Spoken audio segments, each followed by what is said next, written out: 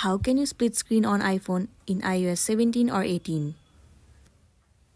As of iOS 17 and 18, Apple has not introduced a native split screen multitasking feature for the iPhone similar to what is available on the iPad. You are limited to using one app at a time on the screen. The lack of split screen functionality is likely due to the smaller screen size of the iPhone compared to the iPad, which may not provide an optimal user experience for split screen multitasking.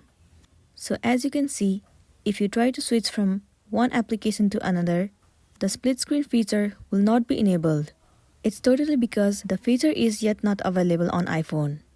However, the iPhone has included some multitasking feature which will help you out.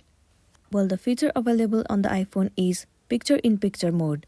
It allows you to watch videos or use FaceTime in a small resizable window that can be moved around the screen while you use another app. Although these features do not provide true split-screen multitasking, they offer some level of multitasking capabilities. So that's all for today, and this is simply how you can split screen on iPhone in iOS 17 or 18.